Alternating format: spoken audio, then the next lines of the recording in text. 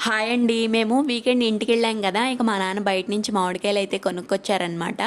ఇప్పుడైతే మేము కొనుక్కొని తింటున్నాం గానీ, మా చిన్నతనంలో అయితే అసలు మేము బయట నుంచి మామిడికాయలే కొనుక్కొచ్చేవాళ్ళం కాదు. ఎందుకు అంటారా? మా పొలంలోనే 3 చెట్లు కాయలుండేయండి. ఇంకా అలాంటప్పుడు బయట నుంచి ఎందుకు కొనుక్కొచ్చుకుంటాము? ఒకటొచ్చేసి చెట్టు పచ్చళ్ళ మామిడికాయలనమాట. రెండొచ్చేసి బంగినపల్లి, మూడొచ్చేసి రసాలు మామిడి చెట్టు ఉండేది. ఇప్పటికి పొలంలో రసాలైతే ఉన్నాయి. మిగతా 2 చెట్లు లేవు. ఇక మాకైతే సమ్మర్ వస్తే చాలు ఇంటి నిండా మ్యాంగోసే ఉండేవి. ఒక రూమ్ అంతా వాటికే కేటాయించేవాళ్ళం. అలా ఉండేది. ఇప్పటికీ ఇంటి వెనక జామ చెట్టు అయితే ఉంది. కాయలు చూసారా ఎంత రకంగా పండిపోయినాయో కొమ్మలకి. ఇలాంటి కాయల నుంచే స్వీట్ ఉంటుంది. మీలో ఎంతమంది ఇది నిజమంటారో కామెంట్ చేయండి. అప్పటికప్పుడు చెట్ట నుంచి తెంపుకునే కాయలు స్వీట్నెస్, బయట మార్కెట్లో కొనుక్కునే కాయలు స్వీట్నెస్ తేడా తెలుస్తుంది కదా. వీడియో నచ్చితే లైక్ చేయండి. Bye bye.